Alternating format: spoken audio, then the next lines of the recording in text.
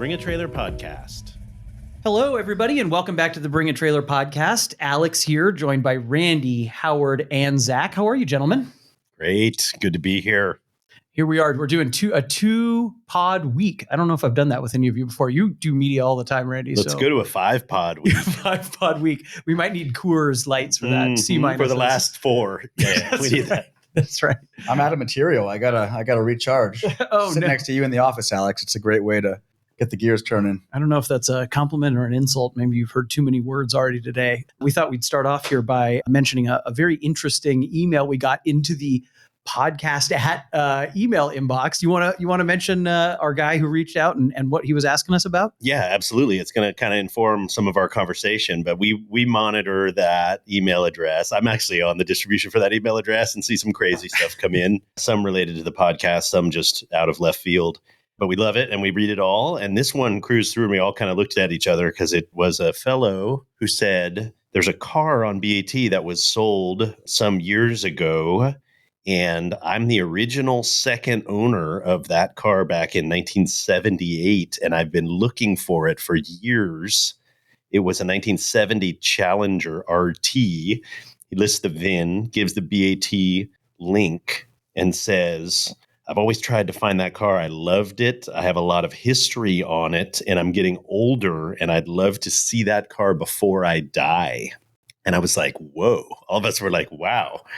Hey, that's interesting. He also attached 4 photos of himself with said vehicle years and years and years ago. And he has the VIN and he has like paperwork about the VIN. So it's like, it's connected. We get some shout outs like, oh, that must be my car or whatever. And it's a different car. This is like the same car. And the guy wants to see it. And he's like, can you put me in touch with them? So we love putting, people in touch with other users when there's some special case like this. So we're obviously responding to the guy and reaching out, but it got our gears turning for some similar questions. Yeah, it sure did. We're a community after all, right? So we love it when these kinds of things happen. And this guy's been looking for this car for a long time. It's a great story. And it was easy to reach out to the seller of the car and be like, hey, here's this compelling story. Can we connect you with this guy? And Zach, it prompted you a little bit to think about what exactly? Yeah, sure. I mean, what do you guys want to see, either a specific car or automotive experience you want to have before we all inevitably kick the bucket? What was the first thing that jumped into your mind? Like, what made you want to think of that? Is there something specific? Oh, just one, our natural impending doom. How finite life is. It was your morbidity. How quick time is passing us by. It was a fascinating question, though, and we've all been thinking about it and talking about it. And I've been thinking about it for a couple of days since you mentioned that, and have some answers for myself. I thought one of the ways we could frame it is there's kind of a bunch of different ways to think about it, right? Are there specific cars you want to see? Either something you used to own. I thought about that, right? Cars of my past that I would want to see. Also specific cars that are famous or iconic or mean something to you, but also makes and models that you've never seen before that you would like to see in person. I have a little list here myself, but was there one that sprang to your mind, Zach, when you were thinking about this? Some of it for me is a little contextual. Like the greatest car sighting I think I'll ever see was a red McLaren F1 parallel parked street wedged between 2 cars in Berkeley. Recently? This is probably 2-ish years ago. But like, what is a McLaren F1 doing in the small town of Berkeley? It's just such a wild, out of place, no other cars around it, not on a tour, just clearly some guy out for a drive in kind of a random, cool small town of California. Yeah, that's amazing. Any 7-figure street park car is just immediately yes. Yeah, I agree. And especially outside of a major city or like kind of a sceney hub. So that's a little bit where my mind goes. The top one that came to my mind immediately for me, this won't surprise you, Randy, is an Hot Coupe. There's 2 of them, but the SLR Coupe, which is probably my favorite car of all time. I love Gullwings. You've never seen in person? No. I mean, there was that one that sold for all the money last year or 2 years ago, whatever, where the guy can't even take possession of it. It's like stays at the Mercedes Museum. You've probably seen one. I saw it at the museum. Okay. I don't know if I've seen that car in motion, but I've seen it at the Stuttgart Museum. And it's amazing, right? That's a totally wild one of 2. So that's a good answer. I'm way pedestrian compared to you guys. Like I want to see cars from like family history. Like my dad bought a MGB GT 67 British Racing Green on Van Ness Avenue in San Francisco when he was in college with borrowed money and all this crazy stuff. And he had it in Europe, took Euro delivery, and it got stolen. I mean, there's all this like lore. And I have 2 photos of him with that car. And if I could ever find that car, it's like the car. My mind went there too, because I am super curious about cars in my past. But then I also felt like I might be bummed out to see what became of it. If that's kind of like one of your last memories, just seeing how clapped out my Prelude became, or it's actually just like a squished brick at that point. So yeah, that could be tough. It can be, that can be demoralizing. The Uhlenhauts are probably still going to be pretty solid. Yeah, they're probably all right. Pretty visually impactful and in good shape. But yeah, who knows? Yeah, his car is probably under a tree. Could be gone. It's under a tree somewhere, like dying. Yeah, who knows? When I bought my S2000 many years ago, the guy who I bought it from was a very meticulous owner. And as I drove it away, he looked very wistful and was like, please make sure you take care of it. And I was like, oh man, this car's about to go through a hard life. I'm not taking care of it. Yeah, totally. Yeah, totally. That's funny. What about you, Howard? There's so many cars that have passed through your family's hands. Are there specific ones that you're fond of that you missed that you'd like to see again? Man, 1900 Zagato from when I was a really little kid. Unfortunately, my dad was into Alphas and Fiats and not Ferraris and Maseratis. But we did have a few interesting stuff go through. A little dark. My mind goes, I'd love to see like the James Dean 550 like wrecked shell. Like that, like stuff like seeped in history, even if there's something, not so wonderful attached to it. Cars like that are out there and like they kind of fell off the map, but someone's got that stuff. I mean, totally. I'm sure the Dean car is probably known whereabouts. Maybe not. Last I heard it was in some garage in Southern California, but we had a piece of it on the site. Totally, the transaxle that went for all the money. Yeah, that was pretty cool. Sorry, just to close the book on this nice gentleman that emailed us. I mean, somehow he kept, because he provided his registration slip, which was not in the listing. That was like in his MEMS folder at home. It's in his file. He dug it out, right? I mean, that's incredible. Yeah. Do you guys have any reg slips that you're holding on to? Only by mistake. Like I don't hold any of that stuff. I wonder. I was wondering if I could dig up the VIN on a car that I had a long time ago, because cars will pop up online and I'm like, is that the car? But some of them, somehow I never know. Oh, because you don't remember the VIN. And same with like my dad's MG. Like I've seen so many 67 BGTs come across, and it's like, he's like, last I knew of it, it was like sold to some dude in Palo Alto who street parked it in like 72. I was like, right. How are you going to find that car? So he knew the black plate number, but if that's not on it anymore, who knows? He doesn't know the VIN anymore. When I sold my Ghia, it still had actual pink slip, like a pink title, because it was, it'd been handed down through my family. That car was bought new. And so I wish I'd lied and kept that. You know what I mean? Like, what a cool document to have. I handed that over along with the cool 6-digit blue plate that it had, 237 car, which was not even a vanity plate. You sold that too cheap, Alex. I know you think about that. I do. That's a car I would like to see again, right? That was my first car. I had it for many years. But yeah, God knows what's been done to it. One of the questions I wanted to ask you guys about is, you've seen so many cars, you've been to so many events, and so many. Are there any makes or models that you have never put eyes on that you like? I could think of very few for myself. I love Bugattis. I've never seen a Bugatti tank, right? That's one of my, I know there's one at the Simeone Museum, but I mean, I've seen you and I saw one of the Atlantique coupes. There's only 2 of those. I've seen that, right? So there aren't very many I can think of. I've seen McLarens. I don't know if I've seen up there for me is Alpha 159 Alfetta, the 50s Grand Prix car, which is a pretty mean looking thing. I don't know if I've actually seen one in the flesh. But when you ask that question, Alex, I go a roundabout answer, which is a pretty G-rated experience I'd like to have, which is just driving an Amphicar 770 into a lake from a nice beach. Great. I don't think that's too much to ask. Great. I've definitely envisioned that. If anyone's listening and has an invitation for me to do that, like I would go to some lengths to realize that. And can we do another podcast of the PG-13, and maybe even R-rated experiences you'd like to have? I mean, come on, that'd be a fun. That'd be amazing. That would be an amazing thing. That would be amazing. Have you ever driven an amphibious car, Randy?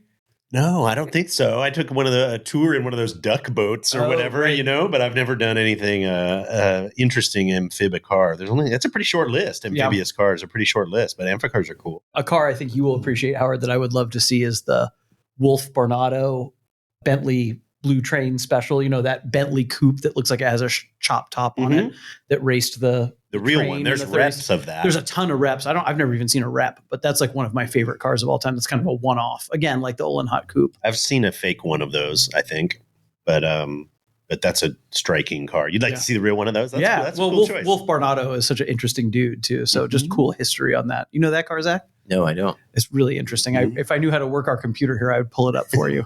But I'm not going to mess with it. I'll probably stop the podcast. Oh, the Blue Train Bentley and the Bentley Boys. My dad was obsessed with that. My dad was obsessed with Chryslers, and he loved that at Le Mans Spa in 31 and 32, the Chryslers actually beat the Bentleys, but the whole Blue Train story and so I have a soft spot in my heart for that. Alex, I'm glad you. I think there's some lore. I think the Coupe is not the car that raced the train, but that's what everyone calls it. I'm not exactly sure of the whole exact story there, but Bentley Boys, pretty cool stuff. Anything else that comes up for you, Zach? Bucket list cars to see? Bucket list, a big one for me. Ideally, with the three of you guys, I would love to take a tour of the abandoned cars of Dubai someday. Whoa. And just cruise around Dubai, spotting all these random abandoned supercars like a Countach covered in sand out in the desert. Wow. But they got scooped and cleaned up, right? Isn't the story that they were out there was some sort of economic shift and whoever had all these cars fled the country and for economic reasons. And then the government had to go around and put these away or something, right? Are they all still scattered around, or is there still lore that they're? I think some are out there remaining. And I have this fantasy of also just pulling off into the desert, hopefully in a Mercedes 6x6 G-Wagon with you guys, and just coming across a F40 covered in sand out in the middle of the desert. So, yeah, I would like to see that. I think even at the airport, though, there's still abandoned cars. Is that right? There's stuff in random parking garages that you can trip across. I love that. That's really cool. Or just go do that in Detroit, but maybe slightly less interesting cars. Yeah. But there's a lot of cool, abandoned parking garages. I used to be obsessed with that whole scene and wandering around the kind of urban crazy mecca of clapped out, burned out buildings and all that stuff. And there's a lot of cars sitting around. You guys are looking at me like I'm a weirdo. Well, there's a lot of Dodge Grand Caravans in my neighborhood in Oakland too on blocks. But I was kind of hoping for the caliber of abandoned car is part of the appeal. No, Detroit hits different, man. But no, I'm with you. I'm with you on that. But automotive experiences in general, I would love to go. I don't know how many are left, but the old Art Deco factories that are abandoned in Detroit, where they used to build cars. A lot They're of getting knocked ones. Down, dude. You better be fast. I know. So, Dude, if you go to Flint, there's still the occasional billboard for a 92 Buick Lucerne decaying away. It's crazy. Bookmark that thought so we can bring it up to the events team. What do we have to do to have an event in one of those abandoned warehouses before it gets knocked down? What's the highest mileage at which we would accept a 92 Lucerne at no reserve? That's a topic for another day. But probably 50. That's awesome. There are other specific cars that came to my mind that just have to do with kind of automotive history or motorsports history, like another one that jumped to my brain because I've never been to the Porsche Museum, and I presume that's where this car is the red and white number 23 917K that won, Porsche's first win at Le Mans 1970, I think. That's a car I'd love to see, right? That car was at Le Mans Classic last summer. You've seen it then. Amazing. That sort of stuff. I'm not as... I haven't memorized history enough to be oh, it's this car, but several museums when we were at the Indy Museum and totally. When I was at the Le Mans Museum and different places where you walk in, or the awesome museum in the Netherlands where you went with your brother, Howard. What's that place called? Lauman? The Lauman Museum. Yeah, crazy stuff. And they've got Le Mans winners, right? In all these categories. It's almost just walking in and being kind of stunned with what's there. And it can overwhelm factor you a little bit. Is super, super cool. I'm not I got to see this car and I know where it is and I can't wait to get there. I'm almost more I want to do more experiences of collections or museums where you walk in and you're whoa, I didn't know that even existed. That's amazing. Totally. Those sort of moments have been really cool. Yeah, for sure. IndyCar Museum was overwhelming. For the Indianapolis but there was Motor stuff Speedway in there, Museum. right? You're oh man, I think I remember that car from some grid at Indy in 87. Oh yeah, it's the whoever, right. I mean, I've probably only seen one Offenhauser engine ever, and then there's 20 turbocharged Offie cars sitting down. It's almost sensory overload. They had the closed wheel Mercedes Grand Prix car. That would have been a car I would have put on this bucket list, but now I've seen one because of that museum. I had that experience going to the Revs Museum, Collier's Museum in Naples, Florida, where he just has, the Cunningham collection, Alex, would be on the top of the list for you, but the 914-6 that won Marathon de la Route in whatever year that was, and that's the car, and you won a 914-6, that's the one, not even remotely the most special car that is in that building, but stuff like that gets me going. Yeah, totally. I don't know if it's super bucket list. One of them's bucket list. A couple more museums that I think are worth mentioning. I'd like to go to Midland, Texas, and go to Jim Hall's Chaparral operation. I've teased you before. I'm like, let's do an event there. And it's in the middle of nowhere, obviously. I know. But would love to go there and just see. Petroleum Museum. Petroleum Museum. Yeah, or Petrolia or Petroleum. Yeah.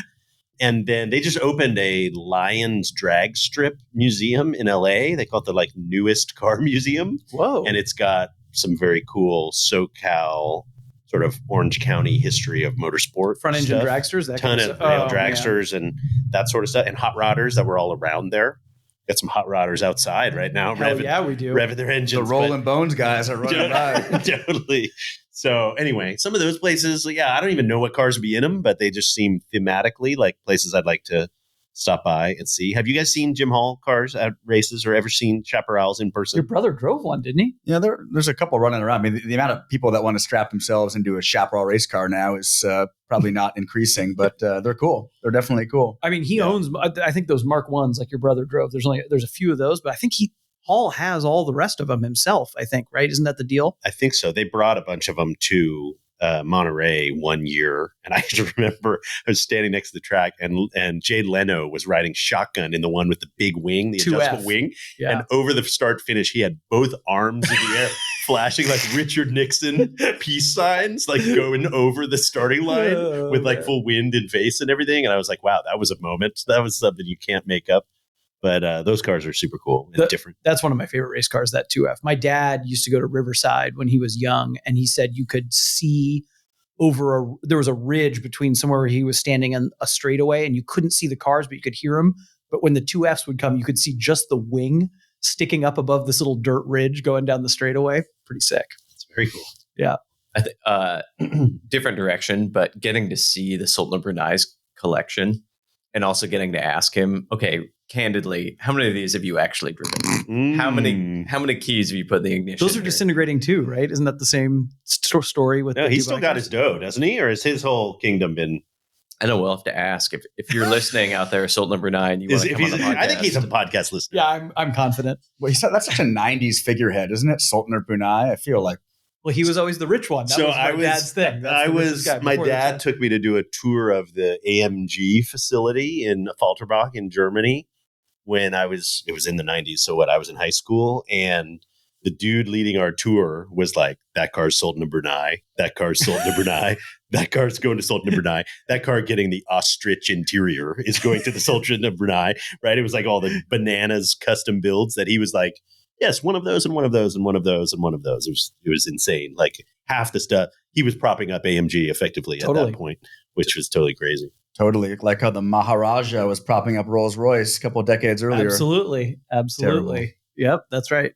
He has, Sultan of Brunei, Zach, has those 4-door, what's the front engine Ferrari V12, but they made like a shooting brake 456 wagon. Yes. Yeah. I love those cars. I think there's 2 of them, and he probably owns both. I'm sure. But then he also apparently has like 150 1993 Bentley Arnages. Where it's just like completely redundant. They're all the same car, and there's a fleet of them. So getting to experience all that in person, I think, would be incredible. Totally. He had a Boeing 747 SP, which is a really weird shortened version that flies further that didn't sell well. And that was his like private airplane.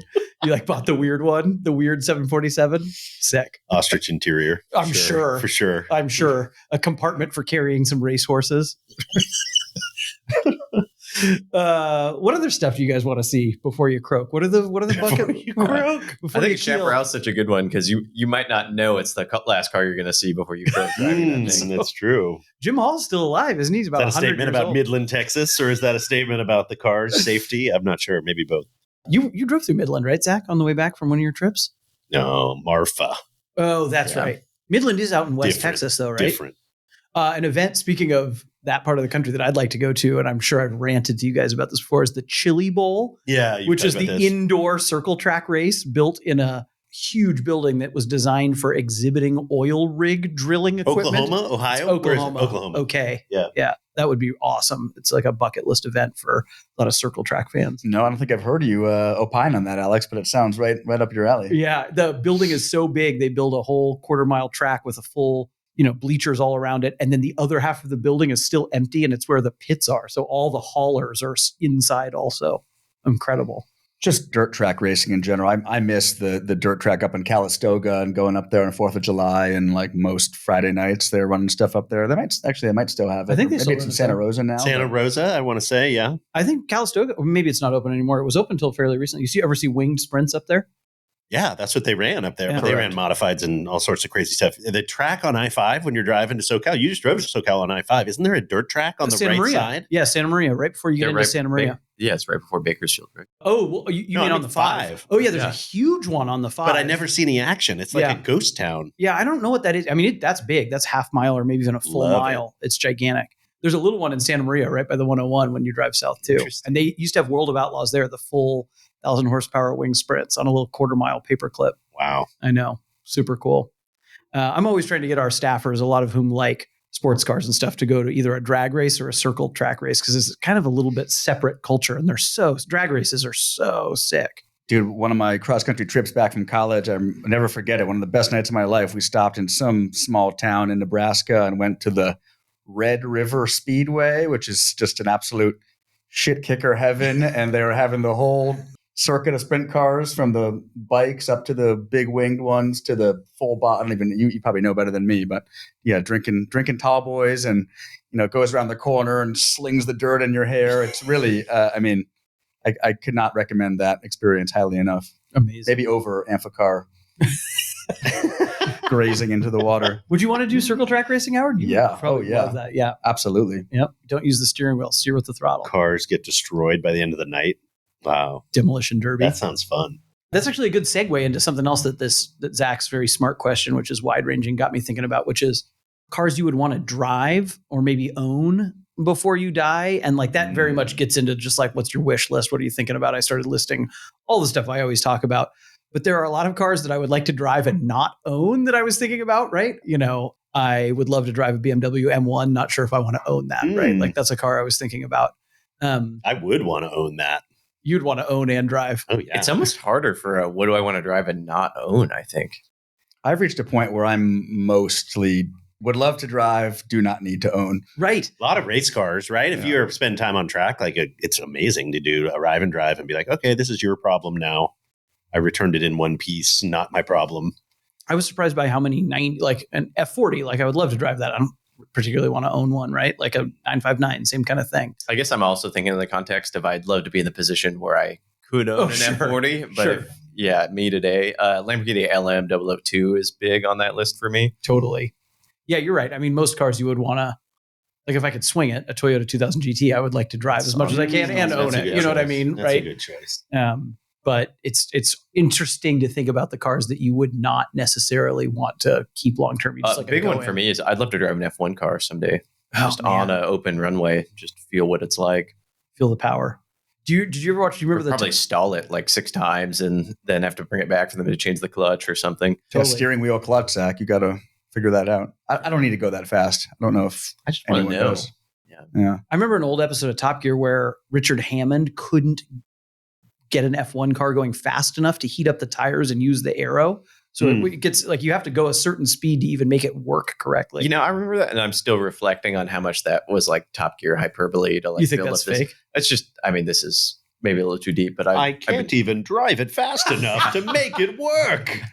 Right? Like they're screaming at the camera. Yeah, totally. And I'm the sucker who bought it. Adrian Newey's book basically opens with him at a certain point in time being a race engineer for a team and saying he's telling the narrative of the first time he's ever driven an F1 car. And he says, and it was easy to drive because race cars are supposed to be easy to drive because a good race car is easy. So I don't know. That's also from his perspective. Verstappen's all fake. It's all, he's a fraud. It's no work. Yeah. It's a piece of cake. This whole thing's a piece of cake. Sergio Perez is really feeling insecure listening to this right now. Totally.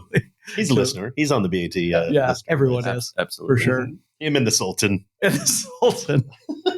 Listening on his Boeing 747 SP. Speaking of, Zach, are you pumped for this F1 season? You're one of the biggest F1 fans in the office, so I don't know how you're getting underway. It's super exciting. I really wish they just add a 4th podium spot. That would make things a lot more interesting. But yeah, if you focus on 2 through 20 on the grid, it's pretty exciting. Wait, explain that? I've never heard of that before. Oh, just that Max Verstappen is literally winning I see everything, what and you're he's saying. so dominant that it's kind of First place doesn't matter. It's irrelevant at this Right. point. it's boring to such a see who snooze. wins, but it's exciting to see how everyone else. It's a plays. shame his dominance is continuing. He needs to fall off a cliff like Vettel did 10 years ago and then mix things up. But I don't think Well, that's big happening news anytime soon. today. Adrian Newey is getting out of his contract at Red Bull, but at the same time, we'll see how much one person really has an impact on a whole team like that. Is it going to be a good season? Good racing? There is good racing. It's super competitive between. Like, it's sad for Mercedes. Both their customer teams are beating them right now in the points. Oof. McLaren and Aston Martin are really competitive. I love Ferrari's seeing my boy Lando up in high in the points Yeah. almost every weekend. Your boy. Is that your boy? I've been rooting for that guy. He was such I a think back he's marker cool. for so long, I and think now he's he's cool. really improved, and now he's a somebody out there. He isn't somebody. Yeah, and then Fernando coming back out of retirement and getting on the podium. And he has no plans. I think he just signed a contract extension. So he'll be in his, I think technically like late 40s when Hey, it's pro athletes that are still performing at a high level in their 40s. Late It's a short 40s, list. baby. Yeah. That's where it's all at now. Alonso, Thank LeBron, God for me.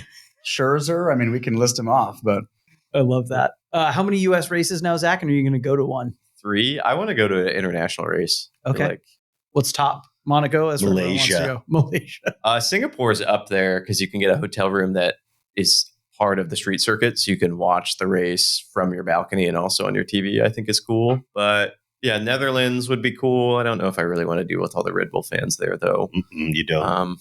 I would love to do Montreal just because it's relatively achievable and it's just a super old school track and runs around the city and Circuit Gilles Villeneuve. They got the casino in the middle. It just seems that the whole town comes out for it. So that's up there for me. I mean, these are like bucket list things. I mean, I've always wanted to go to Le Mans. I've never done that. Mm. Going to the Indy 500, which I'm excited about. I've never been You're to going to Bonneville. that, which is huge. I've Right? never done that. Never That's been a to Bonneville. huge, That's huge bucket move. list for me. Goodwood. The street Goodwood, the street circuit that you're talking, it's at Mosport, Montreal. It's not a street circuit, right? Mosport, different track. Gilles Villeneuve's is semi-street circuit. Okay, Yeah, that's yeah, what it I is. thought. That Mhm. made me think. I've never been to the Long Beach Grand Prix. That's another one that I'd really like to go to. See the celebs race around in. Well, there's no Celicas anymore. What do they race? What do the celebrities race? I don't think the celebs are allowed anymore. They're now off. they do like support races. Yeah, they don't do celeb stuff Bummer. much. Yeah, they're Wanna go doing back- Scion TCs for a little while. Howard should have That's been out right. there and in some Toyota product banging doors with some Dude. actor. I want to go back in time to the San Jose Grand Prix. Remember when the Indy cars running around They that? tried that. That was like they tried 05, but 06 Yeah, maybe? there was only they did it once or twice. That was a sad event. that they couldn't put it together. They put Indy cars in downtown San Jose. They did, right? They did. Yeah. Whoa. Yeah. They repaved a bunch of streets and welded the manhole covers down, and off they go. Amazing. But yeah, that was very short lived. I don't know who was behind that. But it was- I loved NASCAR in Chicago this last year. I thought that, I don't know if you guys checked that out, but that was great racing. It rained, like the city background. Anyways, I don't know if that's back on the schedule. I'd assume that it is. That is back on the schedule. Yeah. This It's is part awesome. of them trying to spice things. I saw last year, I watched the whole thing, NASCAR inside the LA Coliseum. Yeah, they did Coliseum for the second or Yeah. third time. Yeah, that's fascinating to Yeah. go watch it in a stadium gladiator style, like Totally. thumbs up, thumbs down. Like, Totally. yeah. Ridley Scott Yeah. producing. What's the Chicago? Chicago. Unfortunately, I think Belle Isle for IndyCar has been discontinued, which was awesome. But yeah, it was the inaugural NASCAR race, Streets of Chicago. I forget how they built it. Road but course. Yeah. Street Millennium course. Park, Yeah. Millennium Fountain. It's like right there Wow. on the water, right by Soldier Field. Super cool. Freaking super cool. Oh, you got to pull up the highlights on YouTube. We'll do it after this. It's 100%. great. Yeah. I'm A couple excited guys about going that. into the wall. It was pretty strong. Yeah. That's 90 very degree strong. turns. A lot of like very downtown city 90 degree right and left. Not a lot of big sweepers in the layout. So Yeah. they engineered an interesting course out of it. I think they'll do the same course. Super cool. No runoff on those things ever, right? Just Like right into the fence, wall. Fence Yeah. runoff. Yeah. I would love, I don't necessarily, everyone always says Monaco is kind of a nightmare, but I would love to sit by that corner in Monaco. It's like, I think it's a chicane, but there's people always clip their inside wheel on it and it looks so scary to go through. You know what I'm talking about? Right down by the harbor. Yeah, I think I do. Yeah. Love to sit and watch that. Well, back to cars you want to drive. What else is on your list? Oh my gosh, I wrote down so much. I wrote down some really stupid stuff that I don't even want to mention to you Oh, guys. we'll Now that you start said with so those. many Start cool with things. those. Yeah. G-rated. One of Come I on, was Howard trying. said he wanted to drive an Amphicar like 20 minutes ago. I thought that Don't was need to go cool. One of the things that I've never seen that I really like, you guys are going to mock me for this, is the XL1 Volkswagen, the little like Tatra The aerodynamic gas car. sipper, Yes. 100 miles to the I gallon love Volkswagen? those. They almost never come up for auction. There's been like 2 or 3 sold ever. They built a couple hundred of them. I think those are super cool. I've always wanted to look at one up close. They have like staggered seating and all that. They were 01, 02, 03. When were those built? Are those going to sneak into the US ever? I think they will. I think they're more like 09, maybe. Okay. They look like a Tatra though, and I think they're carbon body. They're little though. Little Tatras tiny are thing. big, heavy things. Yeah, they look like little torpedo cars. Totally. They're cool. Just an interesting car. I've never seen an auto union. It's another car I'd like to see, especially the hill climbers with the dually back wheels. Have you ever seen an auto union? They Randy? were the featured mark at Monterey. Correct. The Remember that. year I was studying abroad. I'd like been to Monterey every year.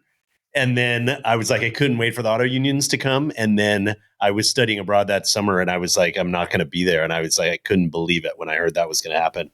But I've seen those in Europe. Those cars are God, how many could they even have assembled for Monterey? I mean, only a handful, right? Well, they had several, 5 or 6 of them, right? Amazing. There's the double tire, which is a hill climb car. And then they have several versions of Hans Stuck's father, who he raced all those at the Nürburgring and stuff. Those are cool. I was there the previous or the later year when they had one at the Pebble Beach, the putting green, where they now put like concept cars. They had Hans Stuck doing a photo shoot with that. And do you know the Audi Avis? The car's called an Avis. This was like the envelope bodied thing that was for setting the speed record. No, this is a modern car with like S4 looking wheels. It's where the S4 Avis wheels get their name. And it looked like kind of an R8. It was polished aluminum. It was very aero. I don't know if you remember that car. That was a concept car. There was that. And there was Hans Stuck sitting in the V12 car at Pebble Beach doing an Audi photo shoot. I remember that very vividly. Wow. Oh man, what's more expensive to run a lap in a Auto Union Grand Prix car or a modern F1 car? Probably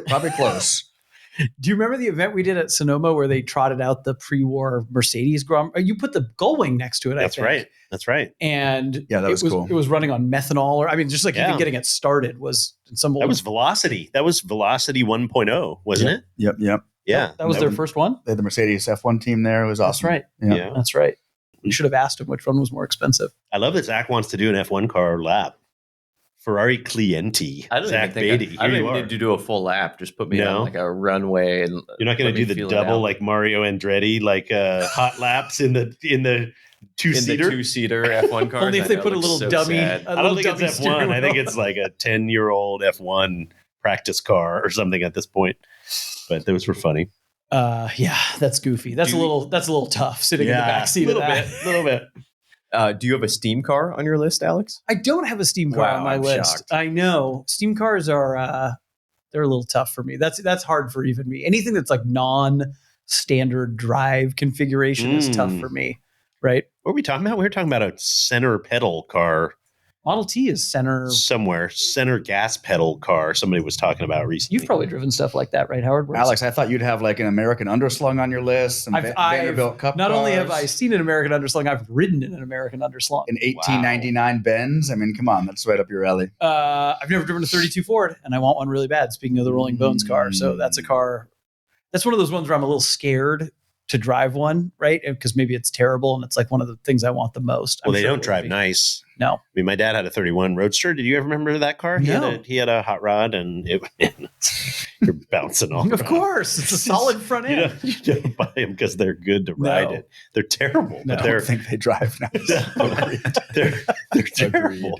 But they're cool looking, and I guess they rip down the salt or whatever. Yeah. But they're pretty terrible other than that. That Rolling Bones car, I don't know if you guys saw, that car drove 3,500 miles across the country after that guy had it built. Wow. I know. That was a long miles on it. road. 3,500 felt like 20,000. He brought it to a Brizio after that with a bucket list of things to fix. Yeah. So maybe that's all part of have the some undertone. sore bones after that. Yeah. That's right. Well done, Howard. That's right. I would love to drive a XJ220. Again, a car that I don't know if I want to own, but that's my favorite of all the 90s kind of I was just supercars. thinking about that one we listed out of Fresno. Did we? Such Listen a to good those out of- intersection of car to town. Yeah, you don't remember that? I don't remember that. What happened with that? 17 or 18. Oh, a long time ago? Bar sticker, California bar sticker, Wow. XJ220. Bro, just doing like third gear pulls up to like 130 miles an hour on 99 on Highway 99. Great. It's past statute of limitations. Why do you need that car? I was up close and personal with an XJ220 in a body shop in the Netherlands last week, and the headlights were all taken apart. You know the headlights in that car?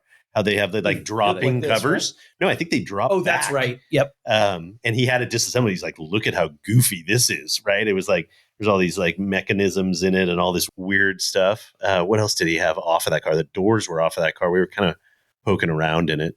They're big. The wheels too. are really They're cool. big, My favorite aren't part they? of that car is the wheels. I don't even like that car, but the wheels are very cool. They're Big like flat disc. alloys Mhm. with a center lock that's like recessed way in. Mhm. Those are cool, but I think those cars are dreadful. I don't like those cars at all. It's part of why I like them. I like EB 110s for the same reason. Because I don't like them? No. More than Because Alex is a contrarian. I am a contrarian. Everyone likes the F40, and I'm like, F that. Give me the EB 110 or the XJ220. Aren't there like 11 turbochargers on that car, or what's up with the EB 110? Yeah, quad turbos. Yeah, quad turbo.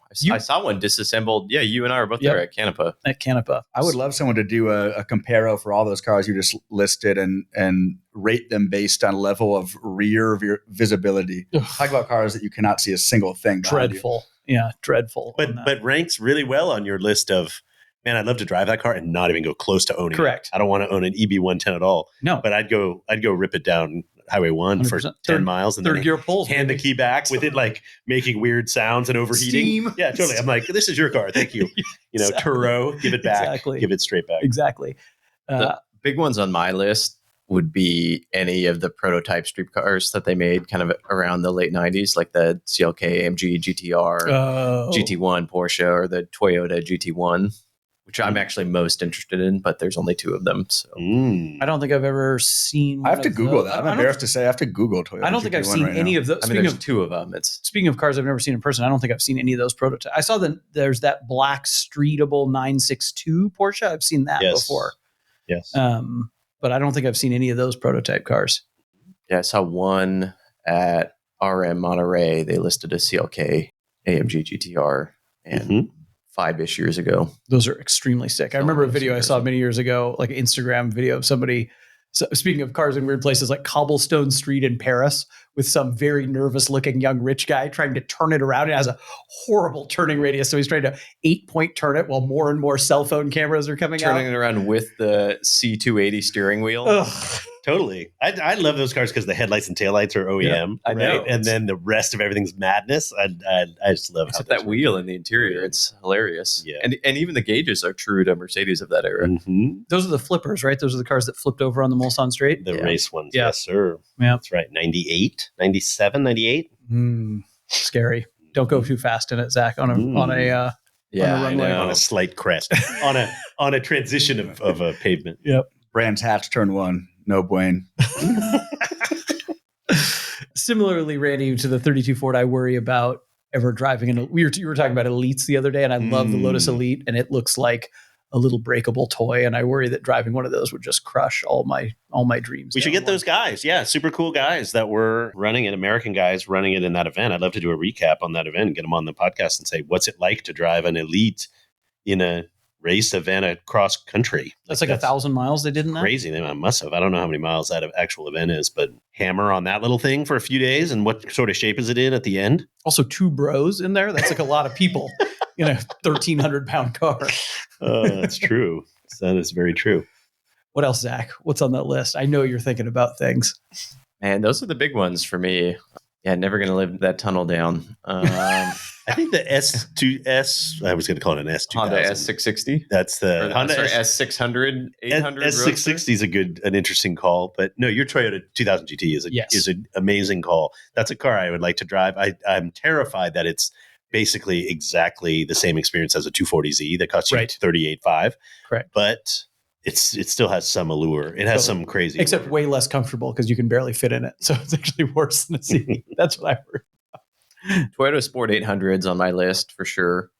But I mean, it's like There's one of those that just popped up for sale. Red. Would you do a red one of those? I do any color With a little Targa top, right? Like the open one, little tiny car with the glass covered headlights. 2-cylinder motor. Yeah. Where was that? Some random marketplace link that found me or whatever. Anyway, Great. Yeah, you need in we'll red. revisit. Yeah. Speaking of little tiny cars that don't weigh anything, I would love to drive any flavor of 250 Ferrari, anything with a Colombo motor in it, really. You drove a later Colombo motor, right? I wish I could say I've driven more 250 series Ferraris, but sadly, no. I've driven a short wheelbase, and I've driven some 70s. Where the heck did you drive a short wheelbase? What's that story? Family friend always brought it to Monterey and let me rip around in it one day. Amazing. Pretty cool. Yeah. clearly left an impact on you. You're sharing this with us for the first time now. No, and my gear shifting skills were like not that great then. So, God bless this guy for turning it over to me when I was 15, 16 years old. But dude, come on. That was cool. I'll never forget that very early on when I worked here, I still am obsessed with gull wings. It's probably my favorite car. And I asked Howard about it. I can't remember exactly how you dismissed the driving experience of a it gull drives wing, like a 240Z? but it was extremely dismissive. Yeah, it was probably akin to something. Well, that's more like a 510. Yeah, that's not meant to be an insult. It drives like a car that was 20 years ahead of its time. So it's complimentary to the 300 SL. But good spin, solid spin. Yeah, You drove one of those? I did. I found it really easy to drive. Like Howard said, surprisingly, it was intimidating to do it. And you stopped it on a hill, and then I got into it, and it was fine. It was easy to drive. 2.7 RS. I've ridden in one of those. I've never driven one. I've only begged my way into a passenger seat of one of those once. I don't think I've ever driven any Porsche with MFI on it, ever. Not of any flavor. I rode in Robbie's 911S, but that's carbureted. That's a deep cut. How many people ever MFI deprived MFI, yeah. experience? Non-MFI. It's not on your resume yet. MFI. Nope. It's probably a good thing. On or the is that a bucket bad list, thing? Probably. I don't know. Probably. Is that our cue to wrap this up? Your Probably. MFI? That's the end of it. You've deeply insulted me, and now we have to call things quits. All right, gents. Anything else? Any other parting shots? This can be ongoing. We'll come back with other cars we can. drive. And we didn't even get to questions of the week, so we can do that next time, maybe. Oh, we got to do that. There's been some good ones. I hammered Howard with a bunch of questions of the week a couple weeks ago, and he loved it. At least he said he did. Also, happy belated birthday to Zach. Zach, what do I do to be 33 again? Let me tell you, that was a good year. Oh, I'm just getting pummeled with the backhanded compliments this week. I know. It's been sporty. It's getting hot in here. Let's turn on the air conditioning. All right. Well, thank you, gentlemen, for joining. Thank you, everybody, for listening. Any questions or feedback or suggestions, please send them to us at podcast@bringatrailer.com, and we will catch you next time.